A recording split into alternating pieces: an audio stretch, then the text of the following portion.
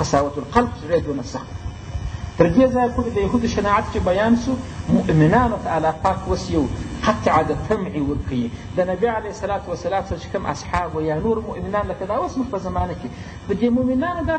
تمام یا د ځینو ملایانو طالبانو چې بهره موږ دا خلک چې موږ دا بیان وکړو نو دی بهره راجع کېږي. همدا چې تکلیف کېدی چې دا خلک نه بهره راجع کېږي، مګر په داخلو کې داسې قسم دی چې ګرد قرآن خپله د ده په زړه نه باسي او راجع راځي. نو الله د هغو کسانو نه دی چې مؤمن ته وایي ته به طمع نه ځینې کوې، ته خپل کار کوه، مګر الله یې وښي چې دا دغه رقم سړی دی څه طمع لري. طمع ځینې قطعه که امید ځینې قطعه که، مګر خپل کار کوه. داسې الله پاک وایي افتطمعون آیا تاسې طمع لرئ ای مؤمنانو ان د دې خبرې یؤمنو چې دوی به ایمان راوړي لکم یعنې لاجلکم د جهته څخه یعنې لاجل قولکم ستا د خبرو په خاطر ستا د بیان په خاطر نو دوی ایمان راوړي. الله دا ډېره بعیده خبر ده چې ته بیان ورته کوې. زما خبرې ته متوجه سه، لکم او د کاف او د لام تر منځ مضاف ور واچوه، یعنې لبیانکم یا لقولکم ستاسې د قول او د خبرو په خاطر باندې به دوی ایمان راوړي چې ته بیان وکړې. وقد کان فریق منهم یسمعون کلام الله. الله وایي دا هغه ډله ده ته ورته ووایه چې ایمان راوړي. وقد په تحقیق سره کان و فریق یو ډله منهم د دغه یهودو څخه داسې ډله وه یسمعون چې دوی اورېدي کلام الله د الله پاک کلام، د الله کلام یې په خپلو غوږو واورېدي، مګر چې راله ته څه مې په کوه. ثم بیا یحرفونه دوی بدلاوه هغه کلام من بعد وروسته ما تر هغه عقلو چې دوی پوه شوه په هغه خبر باندې د الله په خبرو پوه هم سول، دماغ ته یې وسوه سره سم په خلاص، مګر چې رالی هغه د الله خبرې پر هغه رقم ولاکه خلکو ته کړې ده پر روانه. نو چې یو سړی دغونه ګمراه او ته اوس نو چې د خدای په خبره ایمان را نه وړي، الله وایي چې ما خپله خبره وراړ دی، څوک خو ګاګه ور بالواسطه خبره واوري. لکه اوس موږ د الله پاک خبرې خپله اورېدلي دي خو نه مجاز دي. یا رسول الله علیه السلام راته بیان کړي د رسول الله علیه السلام وروسته د نبي علیه السلام جانشینه چې دوی علما دي هغه یې راته بیان د خدای خبره چې په خپله سړی واوري. هغه دوی دغسې بد خلک د خدای هغه خپله خبره یې واوري چې کویتو ته ورسره ولاړه موسی علیه السلام ستا په خوله یې موږ نه منو چې خپله خدای راته وایي بره منو. خدای پاک خپله خبره ما ته واورېده، مګر دی چې راله هغه زما خبرې نه ده کړې و خپل قوم ته باره ویل ورو تورات کې خدای وایي چې ما ورکړی دي، مګر ورکوم په وسه وکړه ویې څه که در باندې رڼا شوه هغه ورځ یې پرېږدي بلا نه وکړي بلا په داسې باندې هېڅ مشکل نشته. دغه تحریف یې واقع کېده. په تحریف تغییر ته د شي ویل کېږي. ګورئ ترجمې ته اوس متوجه سوس. وقد کان و الله پاک وایي فریق یو ډله منهم د یهودو څخه یسمعون دوی اورېدي کلام الله د الله پاک کلام هغه یې واورېدی، مګر ثم بیا چې خپل قوم ته دوی راغله په یتور سه یحرفونه دوی تغییر ورکاوه هو هغه کلام ته، او دا تغییر دوی نه فایده چې تغییر ورکړي ګا یو خپل شي ته تغییر ورکړي غلط یې بیان خپله نه یې زده نو خو باید تغییر ورکړي. هغه سړي لا دونه معذور دونه ګناهکار نه دی، معذور دی، خو د ده په دماغ کې چې دا د هغه رقم د خطا وه. الله وایي یا من بعد ما عقلوه دا داسې خبیثانو چې په فایده چې خبره خو دا رقم نه لکه دا زه چې وایم خبره خو خدای بل ډول وکړه د تغییر ورکوه دا بله ګناه ده چې په زړه کې پوهېږې خبرې غلطې کوې. الله وایي دوی پوهېده ده من بعد وروسته ما تر هغه عقلو چې دوی زده کړي وي هغه خبرې په پوهېدلې وه وهم یعلمون و د هغه رقم هم دوی یعلمونه پوهېدله چې دا زموږ خبرې غلطې دي. د خدای په خبرو پوهېدلې وه هغه یې هلته زده کړي وه او خپلې خبرې باندې پر دې هم علم و چې زه غلط بیانوم دا رقم نه دي لکه دا زه چې وایم. اوس خبره پر معلومه شوه لما عقلو د عقلو مفعول هغه د خو مې چې ما ته راځي وروسته ما د هغه عقلو چې دوی پوهېدلي وه په هغه خبره چې خدای څه اورېدلې وه و د هغه رقم هم دوی چې یعلمون علم په کومه خبره چې دا زما خبرې چې زه کوم دا د خدای د خبرو سره نه دي برابر. خدای یو ډول وایي زه بل ډول وایم په دې هم پوهېدم الله یې دغه شناعت راپورته کړي مؤمنانو ته یې قطع د طمع ځینې وکړي هېڅ امید مو ورته کړو چې دا ایمان راوړي زما په خبرو ګور هلته له کوم ویلو چې ستا د خبرو په خاطر الله وایي زما د خبرو په خاطر ولاته راوړي چې ما په غوږ په خپله واورېده. دا یو تفسیر چې طالبه پکې به پوهېږي. بل دا چې د کلام څخه مراد تورات مراد هغه د خدای پاک خبرې نه چې ودوی چې وویله چې بهرالله تورات زما کتاب جوړ کړی مې دي داسې الله پاک وایي چې تاسې طمع د ایمان مه ځینې کوي. الله ولې مه ځینې کوي وقد کان فریق بشک په داسې حال کې چې وه یو ډله د دوی څخه یسمعون چې دوی اورېدي کلام الله کلام د الله تورات یې اورېدي تورات یې اورېدي چې په تورات کې د نبي علیه الصلاة وسلام نقش پکښې لیکلي وې د قرآن کریم بیان پکښې لیکل شوی چې دغسې قرآن نازلېږي پر دغسې نبي نازلېږي په دغه زمانه کې نازلېږي د پیغمبر صفات ګرده پکښې وه ثم یحرفونه بیا دوی بدلاوه هغه کلام هغه تورات هغه آیتونه بدلول د نبي علیه السلام اوصاف یې بدلول دا یې دویم تفسیر شو. پر دواړه تفسیره چې دوی شناعت راپورته کړي که په تورات کې څوک لاس وي لکه اوس چې نعوذ بالله څوک را ولاړ شي د قرآن آیات کاږي د ځانه خپل شیان ور اچوي نو څو غټه غلطي ده. الله وایي دوی دغه رقم کړ کلام د خدای اورېدي چې په هغه کې د پیغمبر صفات نازل شوي هغه ته تغییر ورکاوه او په فایده هم چې دغه د خدای کلام دی وهم یعلمون خپل علم له زما خبرې غلطې دا رقم نه دي. او پر هغه مخکې تقید داسې و چې د کلام څخه مراد هغه د خدای خبرې ورخلي چې برای هو دغه تورات ما ورکړي هغه تصدیق د موسی چې کاوه هغه خبرې هم واورېده چې خپل قوم ته راغله برای هو د موسی تصدیق چې وکړي مګر که تاسې کول که مونه کوئ تاسې خپل اختیار یاست دغه تغییر وکړي دا دوه رقمه تفسیر د آیت کریمه خلاص شو. وإذا لقوا الذين بل شناعة دا يهود راپورته کوي د دوی وإذا هغه وخت لقوا چې دوی ملاقات الذين د هغه کسانو سره آمنو چې هغه مؤمنان دي په دغه یهودو کې چې دا د دوی دا تعلیم یافته قشر چې و چې دا کتاب الله یې ویلی شو په دوی کې به یوه ډله منافقان په دا یهودو کې هم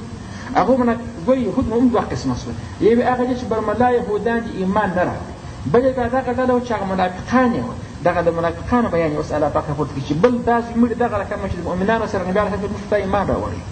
چې ورسره یو ځای بس دستي په ده چې ښه خوش آمد به کوه نبي علیه صلات وسلام اصحابو ته به ویله چې واقعي ستاسې نبي خو حق دی موږ هم دا د ایمان پر راوړي و هم د دغه نبي صفتونه په تورات کې موږ ویلي په تورات کې ناسته دا مؤمنان به خوشحاله کوله ولې مؤمن به زړه شرحه پیدا کړه ښه به خوشحاله شو چې واقعي موږ خو حق ته ورسېدو ولې په تورات کې هم د دغه نبي صفت بیان شوی ده چې موږ ایمان پر راوړي نو په تورات په اصحاب نه وه خبر یهود په خبر وه باره به ولي ته ویل موږ په تورات کې هم د نبي علیه سلام تصدیق ستا دا د قرآن بیان ستا واقعي ښه کتاب دی دا خدای ته بیانوه چې ولاړه به ټولو مشران هغه نور ورنمستي وغه باره به هغه ته موږ باید در ځان تېرول نور خو موږ ستاسې ملګري پر ده نو ایمان چیرې موږ راوړی هغو به بیا ورته ویله چې علي بار هغو د خدای ظالمه نو خو تا ته ورسره کښېنې دا خپل دا منافق ته ویل بهرحال دغه د تورات خبرې به هغو ته ورشه سبا چې په خدای د خدای په حضور کې ملامت کړي نو خو دغه مؤمنانو ته تا په تورات خبر کړي په تورات څه خبر چې په تورات کې د نبي علیه نسبتونه ذکر شوي دي د قرآن حقایت پکښې بیان شوي نو چې ته په خبر کې په تورات کې دا راغلي دي نو خو د خدای حضور ته کې یوه دبل عباره به درته وایي شاهدي به درباندې ادا کړي چې خدای پاکه دی په خبر و چې د نبي علیه نسبتونه په تورات کې پر هغه سربېر ایمان نه راوړي نو ځان ولې د الله په حضور کې ملامت کوي مې ورښیاست خبرو باندې سر مور خلاصوي په تورات علم مور ورښیاست ولې په خبره وایي دغه د منافقانو کار یې الله اوس بیانوي وایي واذا هغه وخت لقو چې ملاقبه سوله دا یهودو کې هغه منافقان دي الذین د هغه کسانو سره ملاقات سوله ملاقات اوس آمنو چې هغوی به ایمان راوړي چې نبي اصحاب نو قالو دوی به ورته وویله ول آمنا موږ هم ایمان راوړي بس پر دغه نبي آخر زمان لکه تاسې چې ایمان لري موږ هم پرلو او د تورات تصدیق بلا مو پېښ کړو چې په تورات کې هم دغه نبي ښوول شوي دي هغه نقش پکښې دي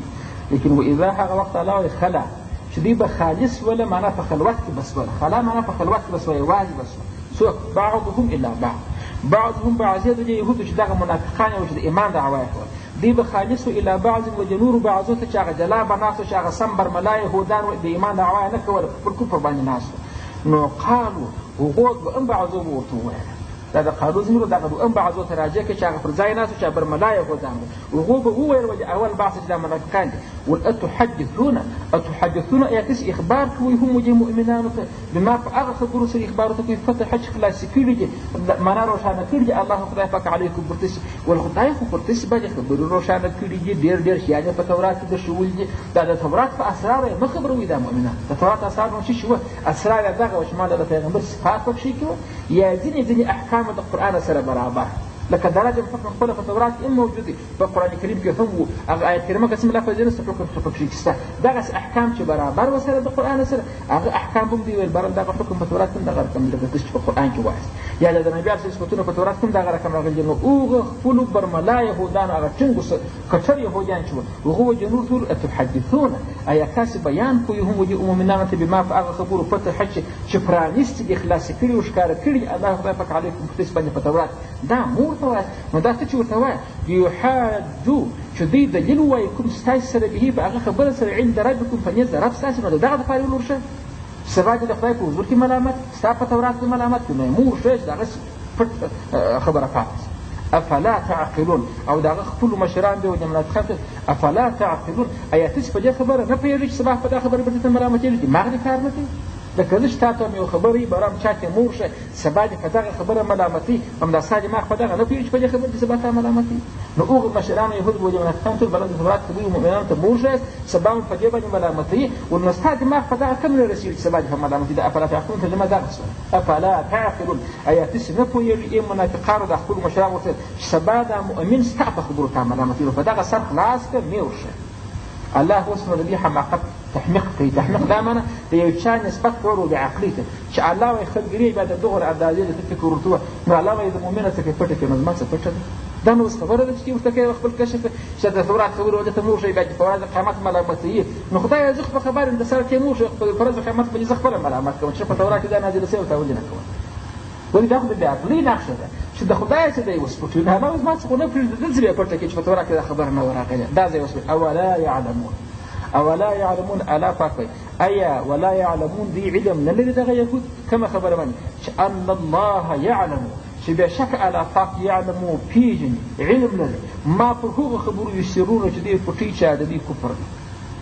الله وایي زه په کفر نه یم خبر دي کافر دي بل وما او پر هغو خبرو پوهېږي یعلنون چې دوی ښکاره کوي چې د دوی ایمان دی چې ایمان یې په درواغو په باطن کې کافر. دا منافقان چې مؤمنان ته کوم خبره ښکاره کوي خپل ایمان یې ښکاره کوي چې زه مؤمن یم. کومه خبره یې پټوله خپل کفر یې پټوه چې زه کافر یم. نو هغه مشرانو خو دا توصیه ورته کوله چې دا مې په خبرو په دې تورات دا سبا ملامتي. الله وایي ته نو اوس دې د عقلانو ته وګوره زما څه به پټه وایي اولا یعلمون ایا دوی نه پوهېږي په کومه خبره چې ان الله بېشکه الله یعلمو خبر دی ما په هغو خبرو یسرونه چې دوی پټوي هغه کومې خبرې چې پټوي چې د دوی نفاق دی هغه پټ باطني کفر دوی پټاوه چې یعنې مؤمن نه شي په خبره الله ښه زه په خبره وما په هغو خبرو الله پاک خبردار دی یعلنون چې دوی ښکاره کوي چې هغه ظاهري د خولې ایمان دی په ظاهر ایمان ښکاره کوي الله په دې دین پوهېږي چې دا د درواغو ایمان دی په باطن دین پوهېږي چې دا کفر دی. نو دا یې بیا د دوی حماقت پر د شریعت سره بیا بیان کړي. یو سړی چې عیوب لري او د عیوبو سره سره پسې ښه الهي هم وي نو باید بیخي بد شی ځي جوړ شي. تر اوسه یې دا عیوب بیان کړه چې ما له هغه درې سخت شیان الله ورته بیان کړه د دوی زړه د ډېرې سخت اثر یې پر ونه کړ. تر هغه وروسته چې راتېر شو د مؤمن ته ویل چې طمع نو په ایمان کې مه کوه دا دغسې بد قول دی. وی الله وایي زما خبرې اورېدې ولکن پر هغه رقم بیان کړي چې ما ورته وویل هغه تحریف په وخت کې تغییر ورله روان کړي. پسې دا بیان کړه چې بره دغه مشران یو دي کشران ته وایي چې د تورات خبرې موږ بیا د خدای د مخه ملامتوي. الله وایي زما د مخه خو ما ته ګرده خبرې روښانه دي دا نو څه معنا چې کې پټ کړي نو بله زما څه ورکېږي خو نه پټېږي که ته پټې کړې ښکاره کوې نو خبرې ما ته روښانه دي. تر دغه ځایه د دوی د تعلیماته خلک چې وه چا په تورات پوهېدله چې دوی څه هوښیاران او مشران به د هغو شناعت یې بیان کړي. پسې نو د امیانو بحث وشلو سو ومنهم امیون د دغه ځایه چې د دوی امیان بیانوي چې امیان یې بیا دا رقم شیان د ځانه یې بیا خپل ځان ته احکام بیان کړي د دوی بیا خپل جلال ځان ته جن دي د ځانه جوړ کړي دغه یې دغه روشنفکرانو کار و. الله وایي دا صنعت پسې واورېدي نو دغه شنایع د یهودو شروع دي داسې بد قول دی. الله پاک دې موږ ته د دوی د خچسیره څخه نجات راکړي. دا دغسې بد عیوب دي او موږ په خپله زمانه کې اوس وینو چې په چا او چا کې عین دي دغه شیان پاتې چې د خدای خبرې واوري دی خپل د جهالت څخه نه تاکېږي خپل د جاهلي دلیل څخه وایي دا دغه رقم کېږي او د الله خبرې ډېرې روښانه دي خصوصا دغه درې نښې چې الله پاک راپورته کوي. الله اعلم.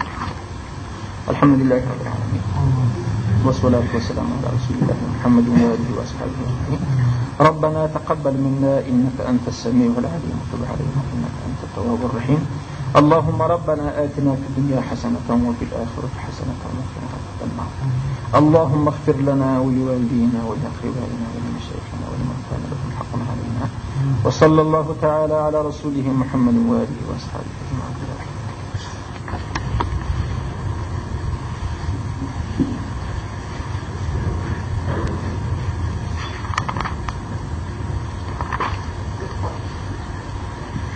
أعوذ بالله من الشيطان الرجيم. بسم الله الرحمن الرحيم. ومنهم أميون لا يعلمون الكتاب إلا أماني وإن هم إلا يظنون. فويل للذين يكتبون الكتاب بأيديهم ثم يقولون هذا من عند الله ليشتروا به ثمنا قليلا فويل لهم مما كتبت أيديهم وويل لهم مما يكسبون. وقالوا لن تمسنا النار إلا أياما معدودة قل أتخذتم عند الله عهدا فلن يخلف الله عهده أم تقولون على الله ما لا تعلمون. بلى من كسب سيئة وأحاطت به خطيئته فأولئك أصحاب النار هم فيها خالدون. والذين آمنوا وعملوا الصالحات أولئك أصحاب الجنة هم فيها خالدون صدق الله العلي العظيم. هذا مخکې سبقي کې د پرون دوې ډلې د دوی د یهودو او د نصاراو دا بیان کړی. یوه ډله یې هغه د دوی علما وه چې خیانت یې کاوه، بله ډله هغه د دوی منافقان وه چې خیانت یې کاوه. په دا علماو او د دوی په یهودو کې اوله دغه خیانت کاوه چې الله پاک دوی بیان کړی چې وقد کان فریق منهم یسمعون کلام الله. د دوی یو ډله دا ده کومه چې د الله کلام یې اورېدی، ثم يحرفونه من بعد ما عقلوه وهم يعلمون. بیا دوی تحریف ورله ورکوه، هغه تشراله بری وه، خپل قوم ته سم نه بیانوه. ول الله تصدیق وکړي چې تورات ما ورکړي دي، مګر نور په عملي کولو کې احتیاط تېسته درکړي. که شاق یې در باندې درانه وي خو مې کوئ، او که شاق نه یې در باندې درانه نه وي نو بیا څه شي کوئ، بیا کوئ عملي کوئ هسې نو. دا یوه طریقه د دوی بیان شوې وه. څه شي دا سمه یې واچولې.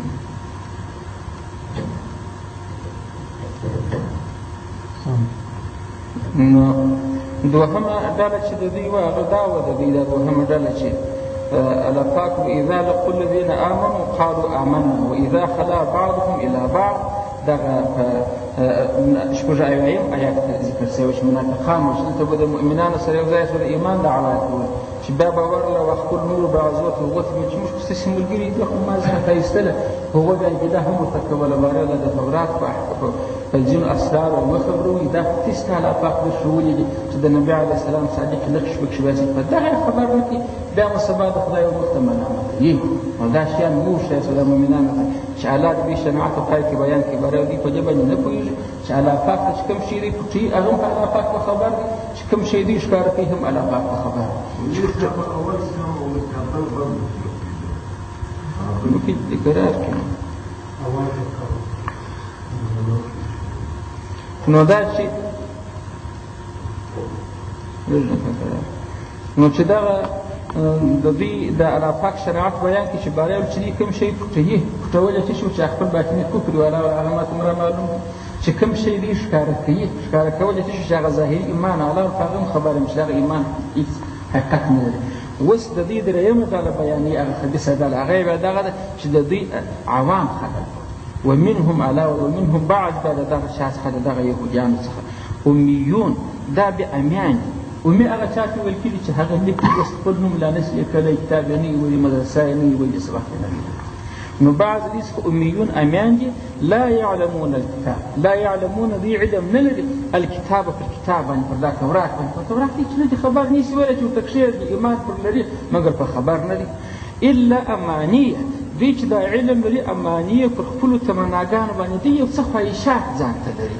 وانهم الا یظنون، الله وایي وان نه هم دي الا خو بیا داسې یظنونه چې د ځانه څخه فقط ګمان کوي، فقط ګماني شي، یعنې نور علم د ده سره نشته. لکه د مثال په طور د دوی خپل ګمانونه دا وه چې موږ خو د بزرګانو خلکو زامنان یو، زموږ په پلرو کې داسې د خدای راز ورداره شته، هم چې دغه یې زموږ د ګرده کورنۍ بس د ګرده کورنۍ را خلاصي. دا الله وایي دا د ده تمنا ده.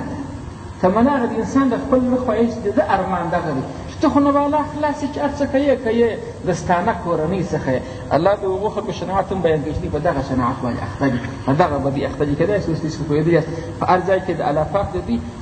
هغه ومنهم ورسره وایي چې ومنهم بله ډله دي دغه د چې امیان دي، دا یې بیا هغه علما نه دي د علماو چې هغه خیراتونه چې کوله. دغه عوام بیا خپل تمناوې ځان ته لري، لکه دغه نو چې الله پاک د یهودو په باره کې بیان کړي. شاه ولی الله رحمه الله په د خپل اصول تفسیر کې اصول کبیر کې وایي باره وایي دغه در هغه زمانې خاص نه دي، په هر عصر کې دغه خلک شته چې دوی خپل د زړه تمناوې پر خدای باندې واجبوي چې خامخا به خدای زما سره دغسې کړي، د ده خواهش دغه رقم. لکه ما په خپلو سترګو داسې یو څوک ولیدې زموږ سره ملګري یو، نو موږ به لمونځ کوه ده به نه کوه.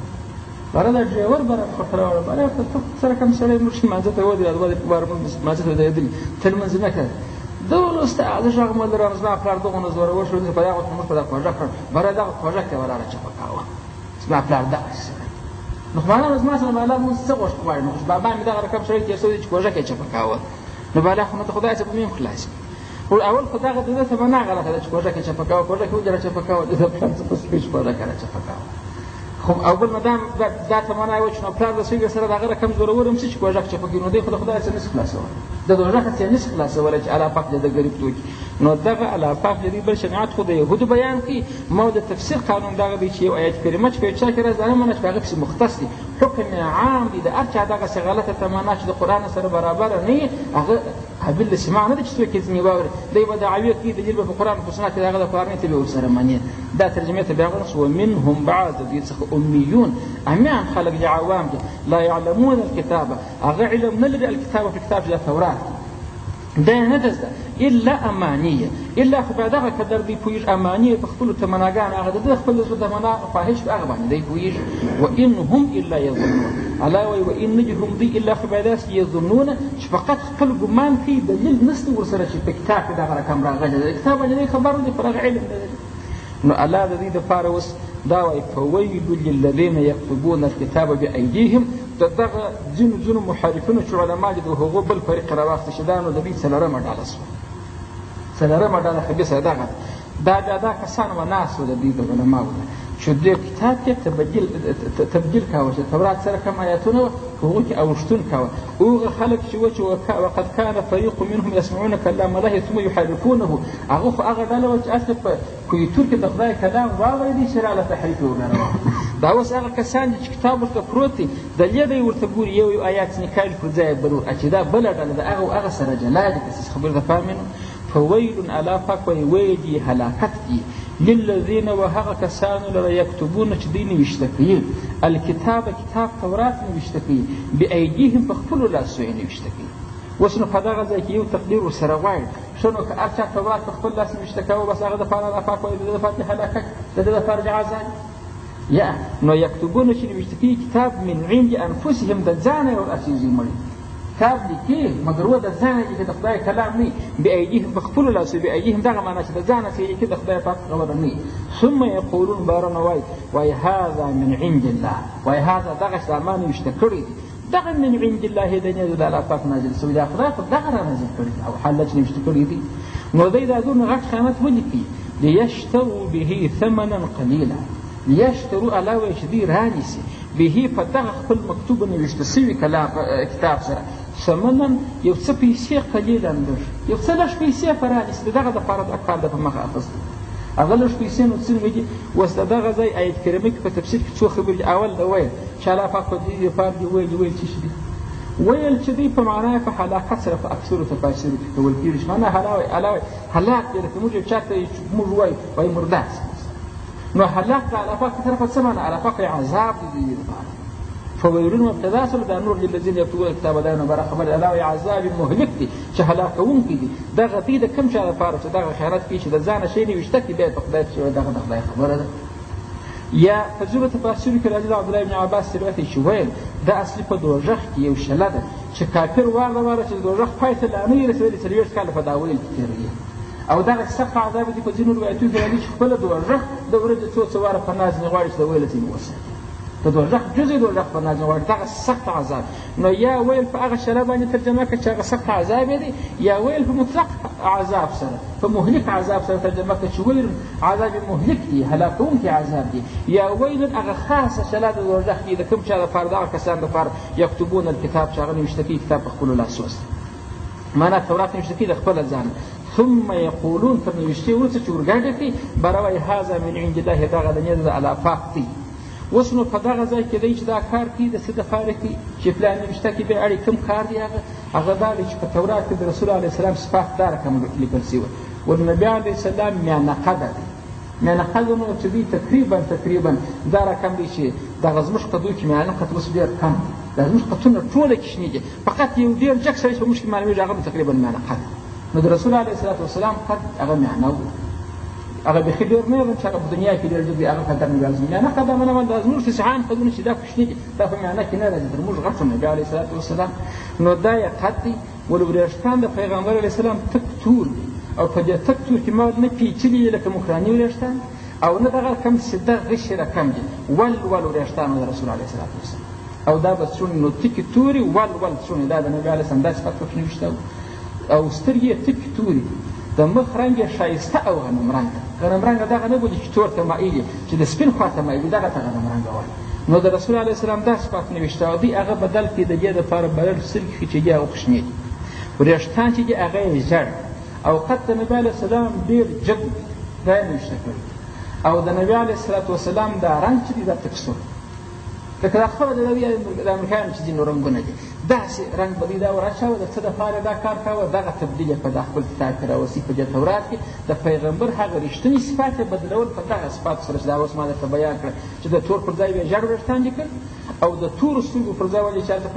په تورات کې راغلي چې اکحل العینین دي، سترګې یې تورې دي، دوی بوله چې دا ازرق العینین دي، معنا سترګې یې شنې دي. او قد چې دوی هلته لیکل سوي چې معنا هغه ربعه معنا معنی قده دي، دوی به هلته لیکلي چې طویل دي معنا اوږد جګ قد دي. دا شیان یې بدلول هدف یې څه شو؟ لیشتروا به ثمنا قلیلا، لیشتروا چې دوی رانیسي به په دغه سره ثمنا پیسې قلیلا لږ یو څه د سمن ټول ځکه څه خاص پیسې نه دي، د دنیا متاع د دنیا ګټه که عزت دی او کمال دولت ټوله سمن علاقه تعبیر وکړي چې هغه سمن دی اخلي او هغه سمن ته الله صفات راکړي چې قلیلا دا لږ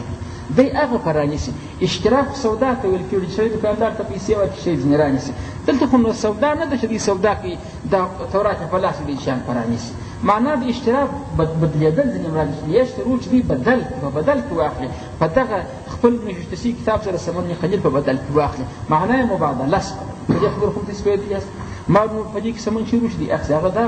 خو د دوی ټول عوام چې وه پر دغه علماو باندې راټول چې هغه د شي په کوپ کارو خو یې د دوی څخه اخذي خپل تعویض د مچي هم په دوی سره کاوه او نور احکام چې وه د دنیا خو یې پر دوی پې سره کول. اوس که د رسول علیه السلام صفات دوی دغسې بیان کړي لکه په تورات چې نوشته دي خو دا عوام یې داسې ټول ایمان یې راوړي پر رسول علیه السلام چې ایمان یې پر نبي علیه السلام راوړی بالا خو نو نبي علیه السلام که چا دم پکولی هم پیغمبر علیه السلام ته وتلي که فیصله غوښتی دیني حکم یې غوښتی خو نبي علیه السلام ته وتلي. دی نو بره چا څه کوه خو دی بوند امته څخه یو امتي وایي نو بره خو د ده هغه سرداري د لاسه وتل نو په هغه سرداري کې دوی مال خوی شکراني و نظراني هم را جمع کوله او دغه دنیوي عزت یې هم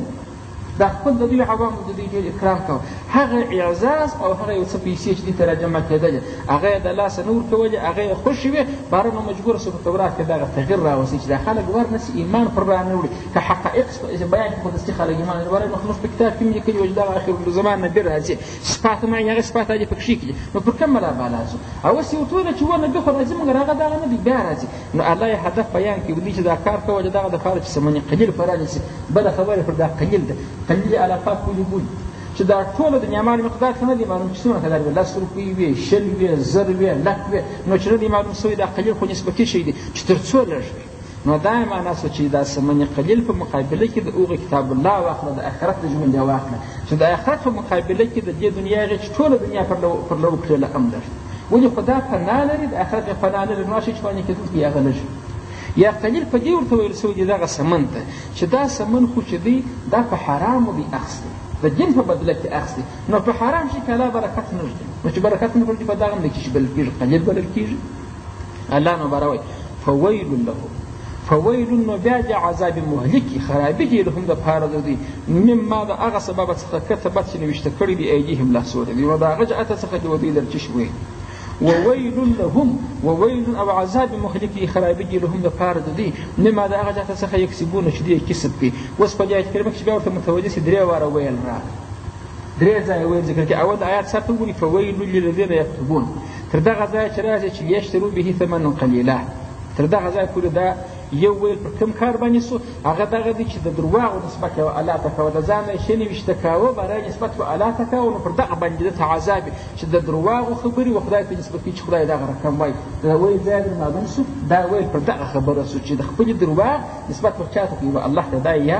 دوهم ویل فویل لهم مما کتبت ایدیهم دا ویل پر دغه کار الله ورته چې پر دغه دیم عذاب چې دا واره واره یې جوړاوه دا دوی خبرې سره جدا دي یو دا دې په تورات کې لاس ووهه مګر دا خبره مه کوه چې دا د خدای دی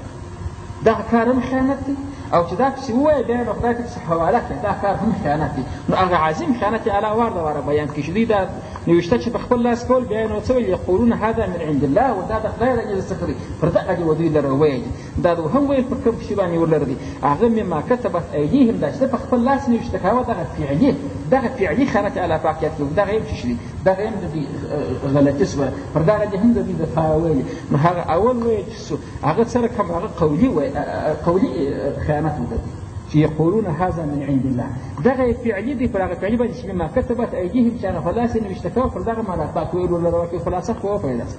اول ویل پر قول چې قولي خیانت کوه ور الله د خدای خبرې دا دوهم ویل پر هغه دوهم عمل باندې چې هغه نوشته ده که فعلت په عمل کې واره نوشته او پس یې خدای نسبت کوه مګر چې هغه اغلس کار هغه علاوه واره ځکه چې خدای ته نسبت دی دوم کار دغه دی چې فویل لهم مما کتبت ایدیهم خدای کتابت هم دوی دروي چې بس دا په کتاب الله لاس ویل دریم ویل وویل لهم مما یکسبون او ویل لهم د پاره دی مما د هغه مال څخه یکسبون چې دی کسب کوي و ځان ته راکشي دغه مال حرام علاوه حرام خالق هم وظالمان پر دغه حرام خورګي هم علاوه دې د فرج عزاني وکړي نو درې ویل رااله آیو پر جلا جلا باندې شي دغه درې سره کار